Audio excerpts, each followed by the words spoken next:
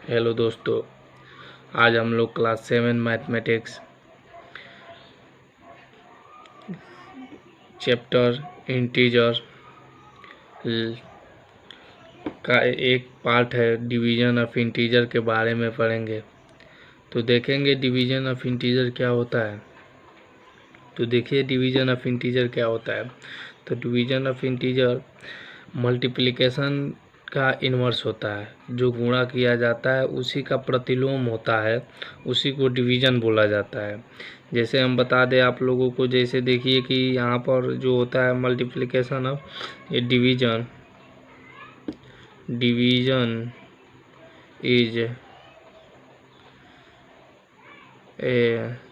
Is an inverse operation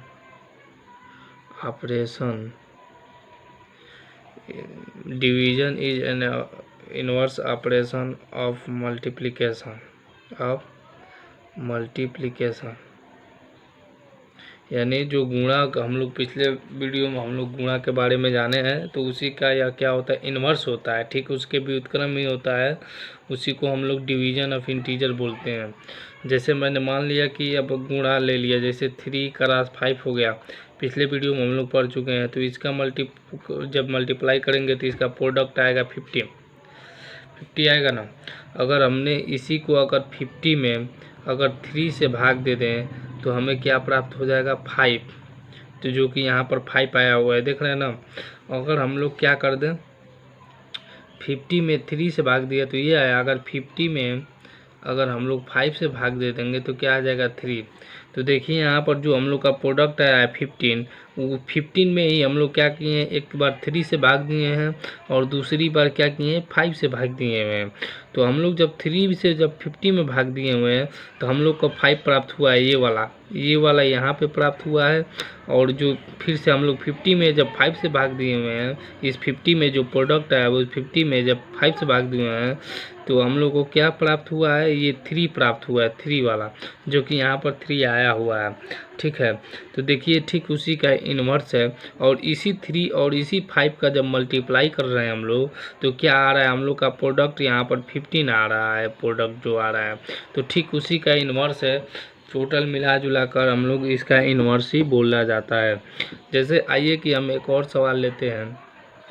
अगर हम लोग कोई पूर्णांक ए ले लिया, कोई पूर्णांक क्या ले लिया ए, अगर इस ए में हम लोग अगर एक कोई ऋणात्मक पूर्णांक से भाग देते हैं तो इसका भागफल क्या हो जाता है। तो इसका भागफल ये हो जाता है कि हम लोग -a इसको माइनस बना सकते हैं फर्स्ट वाले को, उसके बाद से भागे b भी कर सकते हैं हम लोग। ठीक है, इतना हम लोग कर सकते हैं। Where b not equal to 0, जहाँ b 0 के बराबर नहीं है। यहाँ पर आप लोग देखिए, ये बहुत ही इम्पोर्टेंट चीज़ है। जैसे हम लोगों ने कोई पूर्णांक लिया a और a में हम लोगों ने -b से भाग दिया, तो -b से भाग देने का मतलब ये हुआ कि जो भी हम लोगों का भागफल आएगा वह निगेटिव ही आएगा। क्योंकि एक पॉजिटिव लेंगे और एक निगेटिव लेंगे, तो एक निगेटिव और एक पॉजिटिव लेंगे तो हम लोग का ऑलवेज जो आएगा वो निगेटिव आएगा। देखिए जैसे एक उदाहरण लेते हैं मैं, जैसे कि 3 ले लिया, 3 अगर मैंने मान लिया 4 ले लिया, 4 डिवाइडेड बाई -2, 4 डिवाइडेड बाई -2। अगर 4 डिवाइडेड बाई -2 लेते हैं तो 4 भी एक इंटीजर है और -2 भी एक इंटीजर है। तब हम इसको जब डिवाइड करेंगे तो 4 यहाँ पर लिखेंगे और -2 यहाँ पर लिख देंगे। क्या लिख देंगे -2। यहाँ से देखिए आप लोग, ऊपर किस चीज़ का चिन्ह है, प्लस का, और नीचे माइनस का साइन है, प्लस का और माइनस का साइन है। चूँकि हम लोग जानते हैं कि यह एक इन्वर्स प्रॉपर्टी होता है, और इन्वर्स प्रॉपर्टी होने के नाते क्या कर देंगे हम लोग, जैसे 4 हो जाएगा और यहाँ पर 3 हो जाएगा। ये 4 और 3 हुआ, 4 और 2 हो गया, यहाँ पर 2 यहाँ पर है, 4 और 2। तो 4/2 में जब भाग देंगे तो हम लोग का क्या प्राप्त हो जाएगा, 2 प्राप्त हो जाएगा। यहाँ पर हो गया प्लस और माइनस। जब प्लस माइनस का साइन आता है और यह मल्टीप्लाई का इन्वर्स प्रॉपर्टी होता है। तो प्लस माइनस का जब साइन आ गया, इसका मतलब क्या हुआ, ये हमेशा माइनस ही होगा। तो यहाँ पर क्या लिख देंगे, -2। यहाँ पे क्या लिख देंगे, -2। यहाँ पर देखिए आप लोग, ये -2 है, तो -2 आया ना भागफल में जो आया। अगर हम लोग यही क्या कर दें, अगर 4 यहाँ पर 4 को अगर निगेटिव कर दें, 4 को निगेटिव और भाग देते किससे, 4 को निगेटिव कर दें, और b मतलब -2 है, तो इसी माइनस को पहले ला देंगे 4 में, और उसके बाद से 2 को पॉजिटिव बना देंगे। 2 को पॉजिटिव बना देंगे तो यहाँ पर 2 को पॉजिटिव लिख देंगे, फिर से भाग देंगे तो -2 ही आएगा।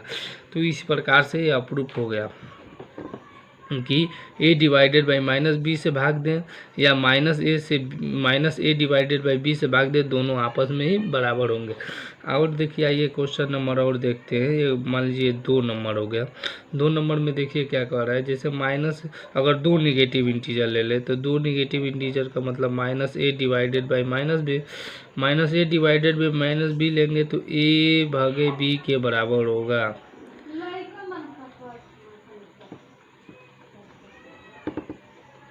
where b not equal to 0, जहाँ b 0 के बराबर नहीं है।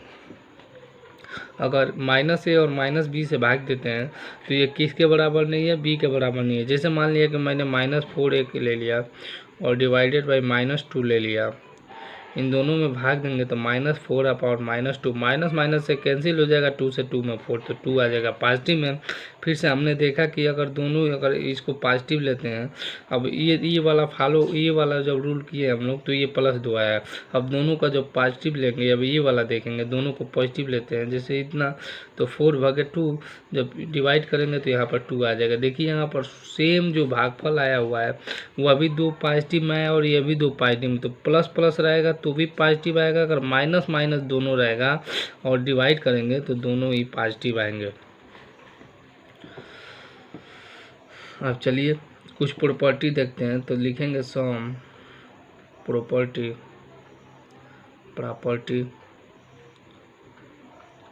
Of division, sum property of division of integers. कुछ प्रॉपर्टी देखेंगे इंटीजर का। जैसे कि मैंने मान लिया कि एक प्रॉपर्टी, पहला प्रॉपर्टी को हम लोग देख रहे हैं, जैसे कि कम्यूटेटिव प्रॉपर्टी एक आता है, कम्यूटेटिव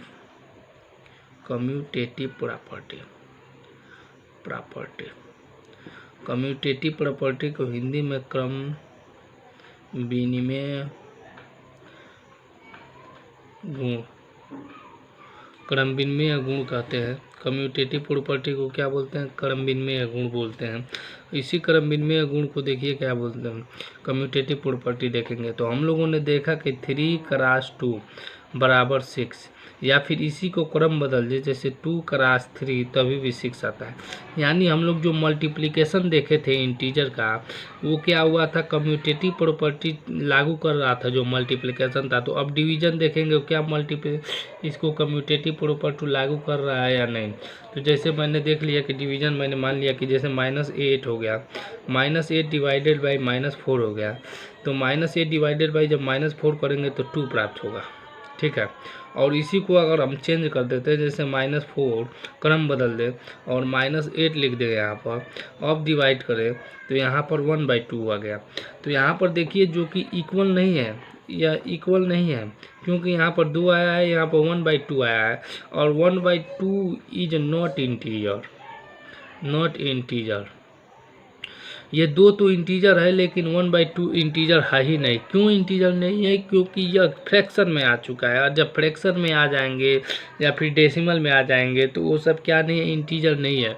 पहली बात कि ये दोनों बराबर नहीं है, इसलिए यह क्या नहीं है, कम्यूटेटिव प्रॉपर्टी लागू नहीं करता। अतः हम लोग कह सकते हैं कि जो डिवीजन होता है इंटीजर का, वह कम्यूटेटिव प्रॉपर्टी को फॉलो नहीं करता है, कम्यूटेटिव प्रॉपर्टी को फॉलो नहीं करता है। अब चलिए एक और आप लोगों को दिखाते हैं सवाल। जैसे कि हम लोगों ने भाग दे दिया, अब दूसरा नंबर देखते हैं प्रॉपर्टी। जैसे कि मैंने मान लीजिए कोई पूर्णांक हो गया ए में अगर हम 0 से भाग दे दें, ए में 0 से भाग देने का मतलब ये हुआ कि ए बट्टा जीरो, ए बट्टा जीरो का मतलब ये हुआ कि ये परिभाषित नहीं है। It is not defined, it is not definite, it is not definite या इट इज़ इनडिफिनिट, या क्या नहीं परिभाषित नहीं है। इसका मान जो है अनंत आएगा, इन्फिनिटिव आएगा। और यह इन्फिनिटिव क्यों है, इस बात पे हम चर्चा करते हैं। जैसे मान लीजिए कि कोई ये हो गया, ये कितना हो गया, एक प्लॉट हो गया ए का मतलब हो गया 20 कट्ठा, 20 कट्ठा पहले सदस्य थे, पर अब क्या हो गए, सदस्य नहीं है, सारे मर गए हैं।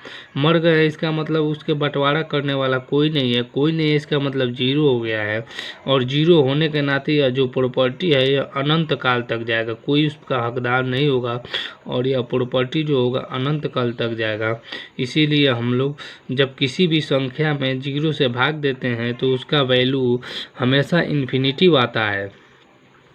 देखिए, अगर वही बात हम उठा दें यहाँ से, जीरो से अगर ए में भाग दे दें तो इसका मान जीरो आता है, जो कि एक इंटीजर है, जो कि एक इंटीजर है। अगर जीरो से किसी संख्या में भाग देंगे, अगर जीरो से किसी संख्या में भाग देंगे तो वह संख्या का मान परिभाषित नहीं हो जाएगा, इन्फिनिटिव हो जाएगा। लेकिन इसी का जब क्रम बदल देते हैं, जैसे 0/a कर देते हैं तो यह इंटीजर जीरो मान आता है। यहाँ पर भी आप लोग देख लीजिए, कम्यूटेटिव प्रॉपर्टी का लागू नहीं हो रहा है। यहाँ क्रम बदलने का मतलब इसका सीधे अर्थ, यह अर्थहीन हो गया, ये इसका मान ही नहीं प्राप्त है, और इसका जो है वैल्यू प्राप्त है। जब जीरो में किसी संख्या से भाग देते हैं तो उसका वैल्यू जीरो ही आता है, लेकिन जब जीरो से किसी संख्या में भाग देते हैं तो उसका वैल्यू इन्फिनाइट आता है। क्या आता है, इन्फिनाइट आता है। चलिए और आगे हम देखते हैं। जैसे कि मैं मान लिया कि अगर ए हो गया, कोई पूर्णांक ए हो गया, अगर ए में अगर 1 से भाग देते हैं तो यही पूर्णांक आता है। क्या आता है, यही पूर्णांक आ जाएगा। जैसे कि मैंने मान लिया 2/1, 2/1 दे दिया तो 2 ही प्राप्त होगी। अगर 3/1 कर दें तो 3 प्राप्त होगा, या 2 भी प्राप्त हुआ 3, यानी कि जो हम ले रहे हैं, जो भी इंटीजर हम ले रहे हैं, अगर उसी इंटीजर में 1 से डिवाइड कर रहे हैं तो वही प्राप्त हो रहा है। तो यह रूल फॉलो कर रहा है कि नहीं। अगर ए में कोई इंटीजर अगर उसमें 1 से डिवाइड कर दें तो ये क्या इंटीजर आ रहा है, वही इंटीजर आ जा रहा है। तो जैसे मैंने मान लिया यहाँ पर ये हो गया। अगर हमने मान लिया कि अगर यहाँ पर देखिए 1/a कर दें तो क्या वही इंटीजर आएगा, या इम्पॉसिबल है, क्योंकि 1/a आ जाएगा। यहाँ पर भी देखिए क्रम चेंज करने पर नहीं आ रहा है। चलिए ठीक है, अभी यहीं पे वीडियो समाप्त करते हैं। वीडियो अच्छा लगे तो लाइक, कमेंट और शेयर ज़रूर करें।